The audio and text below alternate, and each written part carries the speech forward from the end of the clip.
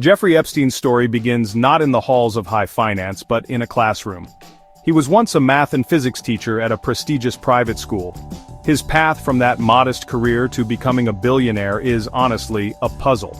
He lacked the typical background of a Wall Street titan, yet he somehow managed to build an immense fortune. This transformation remains one of the greatest mysteries surrounding his life. He acquired assets that most people can only dream of. These included a private island in the U.S. Virgin Islands and one of the largest private mansions in New York City. His journey really just defies simple explanation and logic. The source of his vast wealth has never been clearly identified. Epstein claimed to be a financial manager for the ultra-rich. He only accepted clients with a net worth of over $1 billion. However, the details of these financial dealings are murky at best. He did not operate a standard investment fund with public records. Instead, his business was conducted through a complex and secretive network. This lack of transparency has fueled endless speculation. Many wonder if his true business was something other than finance. The sheer scale of his riches seems disconnected from any known legitimate enterprise he was involved in. His private island, Little St. James, became a symbol of his power and secrecy.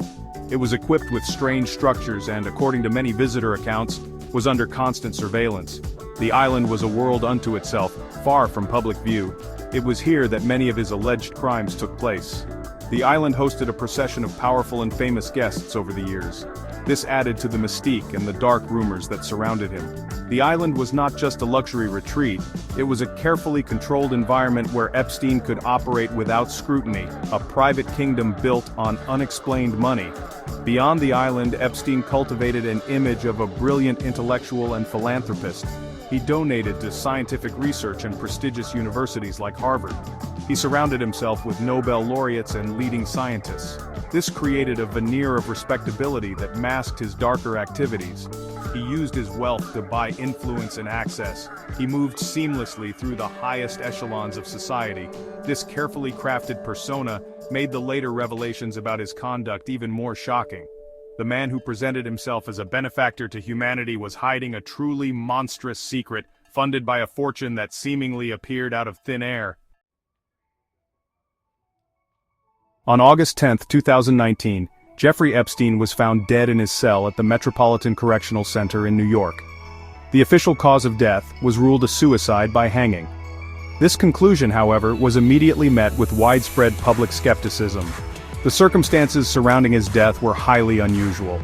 He was a high-value prisoner with information that could incriminate some of the world's most powerful people. The fact that he could die in a high-security federal facility struck many as unbelievable. The official story simply did not add up for a large portion of the public who believed he was silenced. The details of that night only deepened the mystery. 2 guards assigned to monitor Epstein's unit had allegedly fallen asleep. They later admitted to falsifying records to cover up their negligence. Furthermore, 2 security cameras outside his cell reportedly malfunctioned at the exact time of his death. These coincidences were just too convenient for many to accept. Dr. Michael Baden, a noted pathologist hired by Epstein's brother, observed the autopsy. He publicly stated that the injuries were more consistent with homicidal strangulation than with suicide by hanging. His expert opinion gave credible weight to the growing public doubts. This skepticism is not just limited to online forums or conspiracy theorists. It reflects a deep distrust in the official institutions tasked with delivering justice. Epstein had survived an apparent suicide attempt just weeks earlier. He was supposed to be on suicide watch, but was inexplicably taken off it shortly before his death. He was also placed with a cellmate who was transferred out just a day before he died. Each new detail that emerged seemed to make the official narrative less plausible. The question was no longer just about who Epstein was, but who might have wanted him permanently silenced before he could testify. Similarities have been drawn to other suspicious deaths connected to the world of intelligence. The case of Ben Zigir, a suspected Mossad agent known as Prisoner X, is often cited. Zigir was found hanged in a high-security Israeli prison cell in 2010. His cell was also supposed to be suicide-proof and was not under direct camera surveillance. Like Epstein, Zigir was reported to be in good spirits shortly before his death. These parallels fueled the theory that Epstein's death was not a simple suicide, but a calculated act to protect powerful secrets, a pattern seen before in the shadowy world of espionage. The theory that Jeffrey Epstein was working for an intelligence agency is not a fringe idea. It has been suggested by former intelligence officers themselves. John Kiriakou, a one-time CIA officer, and Ari Ben Menashe, a former Mossad agent, have both publicly stated their belief that Epstein was an asset for Israeli intelligence. They argue that his operations fit the pattern of a honey trap scheme. This involves using sexual blackmail to gather intelligence or influence powerful individuals. The purpose would be to compromise high-value targets and leverage that compromise for political or strategic gain. Epstein's network provided perfect access to such targets. This theory gained more ground due to statements from Alexander Acosta. He was the U.S. attorney who orchestrated Epstein's lenient 2008 plea deal in Florida. Acosta reportedly told Donald Trump's transition team that he was advised to back off the case. The reason given was that Epstein belonged to intelligence and was above his pay grade. This admission from a high-ranking official suggests that Epstein was being protected by powerful, unseen forces. It implies that his activities, while criminal, were considered useful to a state intelligence service, giving him a layer of immunity from prosecution for his crimes. Epstein's personal life contained many anomalies that point toward an intelligence connection. He possessed multiple foreign passports, including a suspicious Austrian passport issued under a false name. He also held Saudi residency. For a private citizen, obtaining such documents is nearly impossible. However, it is a common practice for intelligence operatives who need to travel discreetly across international borders. These documents, combined with his unexplained wealth and access, paint a picture of a man operating under a sophisticated cover. His connections to figures like Robert Maxwell, Ghislaine Maxwell's father, and a rumored Mossad asset further strengthen these suspicions. The core of the intelligence theory revolves around blackmail. The evidence found in Epstein's homes included extensive surveillance equipment, numerous hard drives, and binders filled with CDs labeled with names. This suggests a systematic effort to record his powerful guests. A spokeswoman for Bill Gates even admitted that Epstein had tried to leverage knowledge of Gates's past affair in what appeared to be a blackmail attempt. If Epstein was running an intelligence operation, these recordings would be the ultimate prize. They would represent a trove of compromising material on political leaders, business titans, and even royalty, a powerful tool for any foreign government. The true origin of Jeffrey Epstein's immense fortune remains one of the case's most baffling questions. He did not create a product or build a famous company. His main known client was the billionaire Les Wexner, founder of L Brands. For a period, Wexner granted Epstein complete power of attorney over his finances. This gave Epstein total control over a multi-billion-dollar fortune. How a former teacher with a questionable resume gained such absolute trust from a seasoned businessman is not understood. The nature of their financial relationship is still opaque, with many details hidden from public view. Beyond his work for Wexner, it is unclear how Epstein generated his income. He claimed to run a financial advisory firm, but it had few, if any, other publicly known clients. His New York mansion and private island were worth hundreds of millions of dollars. Maintaining his lavish lifestyle, including a private Boeing 727 jet, would require a constant and massive cash flow.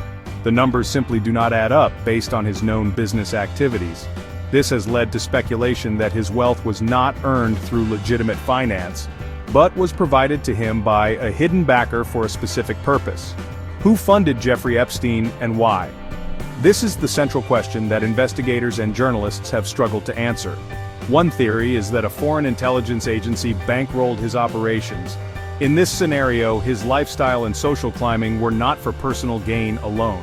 They were part of a sophisticated, long-term operation to gain access to the global elite. The money would be an investment to set up the perfect environment for gathering intelligence and blackmail material. His financial dealings were intentionally complex and international, making them difficult to trace, a hallmark of clandestine funding operations. His financial records are a maze of offshore accounts and shell corporations. This complex structure seems designed to obscure the flow of money. It prevented anyone from tracing funds back to their original source. While such practices are common among the ultra-wealthy to avoid taxes, Epstein's network appears unusually convoluted. It points to a deliberate effort to hide not just the amount of his wealth, but where it came from. Without a clear financial trail, the public is left to wonder if his empire was built on financial genius, or if he was simply the well-funded public face of a much larger, darker enterprise. Jeffrey Epstein did not just associate with the rich, He collected powerful people. His connections spanned the highest levels of politics, royalty, and science. His flight logs famously list numerous trips with former President Bill Clinton. Donald Trump once described Epstein as a, quote, terrific guy and a friend, and they were photographed together on multiple occasions at Trump's Mar-a-Lago resort. These relationships with two different United States presidents gave Epstein an unparalleled level of political access and perceived legitimacy. His ability to befriend powerful figures from across the political spectrum was a key part of his influence. His network extended across the Atlantic to the British royal family. His close friendship with Prince Andrew, the Duke of York, became a major international scandal. Prince Andrew was photographed with his arm around one of Epstein's young accusers, Virginia Giuffre. He stayed at Epstein's properties and flew on his private jet. This connection has severely damaged the reputation of the British monarchy and led to Prince Andrew stepping back from public duties. The friendship demonstrated Epstein's global reach and his ability to embed himself within even the most traditional and guarded institutions of power. The list of his associates reads like a who's who of global power brokers. Former Israeli Prime Minister Ehud Barak was a frequent visitor to Epstein's properties.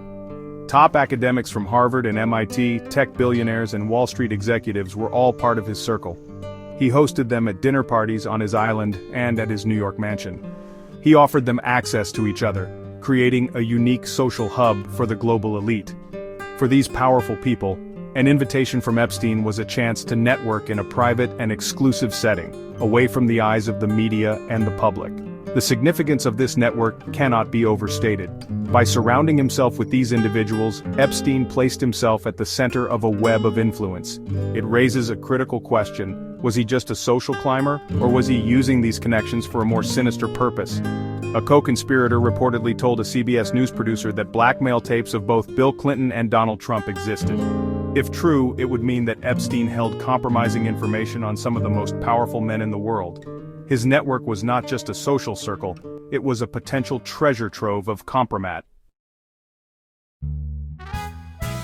Among the most alarming theories is Epstein's connection to a shadowy influence operation known as MEGA. This group is alleged to have been focused on ensuring the United States' continued political and military support for certain factions within Israel. The strategy was reportedly based on blackmail. By compromising influential American political and business figures, the operation could subtly steer United States policy in a desired direction. Epstein's social network, filled with precisely these kinds of figures, would have been the perfect vehicle for such an operation. His parties and private island provided the ideal setting to gather compromising material. The goal of such an operation would be to create a network of silent influence. A compromised politician or official would not need to be given direct orders. Instead, their decision-making could be shaped by the ever-present threat of exposure. They might support certain policies, block specific appointments, or share sensitive information, all to ensure their secrets remained hidden. This form of influence is incredibly difficult to detect and even harder to prove. It operates in the shadows, manipulating policy from behind the scenes. If Epstein was part of this, he was not just a criminal, he was a threat to United States national security. The potential damage from such an operation is immense. It could undermine the democratic process by making leaders beholden to a foreign power or a clandestine group rather than the people who elected them. Foreign policy decisions could be made not in the best interest of the nation, but to protect the personal secrets of a few powerful individuals. The mega theory suggests that Epstein's activities were part of a long-term strategic plan to secure leverage over the American political establishment. His access to presidents, senators, and cabinet members made him the perfect tool for this type of deep-state political warfare. This raises serious questions about who else might have been a target or a participant. Epstein's associate, Ghislaine Maxwell, is the daughter of Robert Maxwell, a publishing tycoon who himself was widely suspected of having ties to multiple intelligence agencies, including Mossad. This family connection adds another layer to the theory that their operation was multi-generational and deeply rooted in the world of espionage. The possibility that a sophisticated blackmail ring was operating at the highest levels of United States society, influencing policy for decades, is a deeply disturbing thought that challenges our understanding of how power really works. Official investigations into the Epstein case have consistently produced results that the public finds unsatisfying. Despite years of inquiries and the conviction of Ghislaine Maxwell, a complete picture has not emerged. A key point of contention is the so-called client list. Authorities have repeatedly denied its existence. In July 2025, the Department of Justice and the FBI issued a statement claiming that no such list or evidence of blackmail was found among the materials seized from Epstein's properties. This statement came after the Trump administration, which had promised to release the files, reversed its position, and declared the materials unreleasable. This official narrative directly contradicts the available evidence. Raids on Epstein's homes uncovered a vast amount of data. This included over 300 gigabytes of digital information, at least 9 hard drives, computers, and binders of CDs with handwritten names on them. The existence of this evidence is not in dispute, yet, authorities claim that none of it is suitable for public release, citing privacy concerns or the presence of child pornography. To many, this feels like an excuse to protect the powerful individuals whose names might be contained within that data. The refusal to be transparent has only fueled more suspicion. Public skepticism is at an all-time high. The official story is seen by many as a cover-up designed to shield Epstein's powerful associates from accountability. Attorney Eric Lerner, who has reviewed some of the documents, called the government's lack of transparency very suspicious. When the government possesses a mountain of evidence but refuses to share its contents, people naturally assume the worst. They believe the information is being suppressed because it would expose criminality and corruption at the highest levels of society. This distrust is a direct result of the gap between what officials say and what the evidence suggests. Ghislaine Maxwell's ongoing legal battles have also been used as a reason to withhold information. She was sentenced to 20 years in prison in 2022 and is currently appealing her conviction. The DOJ has argued that releasing certain materials could interfere with her appeal process. While this may be a valid legal argument, it is viewed by a skeptical public as another convenient excuse to delay and obstruct. The longer the full truth is withheld, the more the public becomes convinced that there is a coordinated effort to bury the story and let the powerful walk free, leaving victims without full justice and the public without answers. The Jeffrey Epstein case has become a stark lesson in the dangers of government secrecy. When official institutions fail to provide clear and credible answers, a vacuum of information is created. This vacuum is quickly filled by speculation, distrust, and conspiracy theories. While some of these theories may be unfounded, the lack of transparency from the government makes it impossible for the public to distinguish fact from fiction. The refusal to release key evidence like the contents of Epstein's hard drives or his full flight logs suggests that there is something to hide. This secrecy erodes public trust in the very institutions meant to protect them. Openly questioning government actions is not a sign of paranoia. It is a fundamental pillar of a healthy democracy. Citizens have a right to know if powerful individuals are being protected from justice. They have a right to know if foreign intelligence agencies are operating on their soil and compromising their leaders. In the Epstein case, the stakes are incredibly high. The allegations involve not only horrific crimes against young women, but also potential threats to national security. Censoring this discussion or dismissing legitimate questions as conspiracy prevents the public from holding power accountable and addressing systemic corruption. The case forces us to confront uncomfortable questions about the relationship between wealth, power, and justice. It appears to show that if you are connected and powerful enough, the rules do not apply to you. Epstein was able to operate for decades with seeming impunity. Even after his first arrest, he received a lenient deal that protected him and his alleged co-conspirators. This pattern suggests a system that is rigged in favor of the elite. True transparency would mean exposing this entire network, no matter how powerful the individuals involved are. It is the only way to restore faith in the principle of equal justice for all. The demand for the release of the Epstein files is more than just morbid curiosity. It is a call for accountability. The victims of Epstein's trafficking ring deserve to see everyone involved brought to justice. The American public deserves to know if their leaders have been compromised by blackmail. Keeping these secrets hidden does not make the problem go away. It allows the rot to spread. The only way to begin healing the deep wounds this case has exposed is through a full, unredacted, and transparent accounting of the truth, however ugly it may be. As of today, July 12, 2025, the Jeffrey Epstein saga remains a story defined by its unanswered questions. We are left with a narrative full of dark corners and missing pages. The full scope of his crimes, the true source of his wealth, and the extent of his network are still shrouded in mystery. The official explanations have failed to satisfy a public that has grown deeply cynical about the motivations of those in power. His death did not close the case. It only locked away the secrets of a man who knew too much, leaving a legacy of doubt that continues to haunt the highest levels of global society. The central puzzle of who Epstein truly was, a brilliant but rogue financier, a sophisticated sex trafficker, or a state-sponsored intelligence operative, has not been solved. Each theory has compelling points, but none can be proven without the evidence that authorities continue to withhold.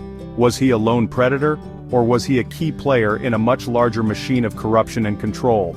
Until investigators are willing or able to provide a complete and honest account, we are left to piece together the truth from leaks, whistleblower testimonies, and the faint outlines of a vast conspiracy. This case serves as a powerful reminder of the importance of critical thinking and relentless investigation. It is easy to accept official stories, especially when they are comforting. It is much harder to challenge power and demand answers. The Epstein case shows why that challenge is necessary. It highlights how secrecy can be used as a weapon to protect the guilty and silence the innocent. It falls to journalists, independent researchers, and the public to keep asking questions and demanding that the files be opened. The pursuit of truth in this case is a fight against the powerful forces that prefer the darkness. Ultimately, Jeffrey Epstein's story is far from over. It is an ongoing mystery that continues to unfold, with each new revelation adding another layer of complexity. The questions of who funded him, who protected him, and who he was truly working for are not just about the past. They have profound implications for our present and our future. The full truth may never be known, but the search for it is essential. The legacy of Jeffrey Epstein is not just one of crime and corruption, but a lasting call for vigilance against the abuse of power and a demand for the accountability that has so far been denied.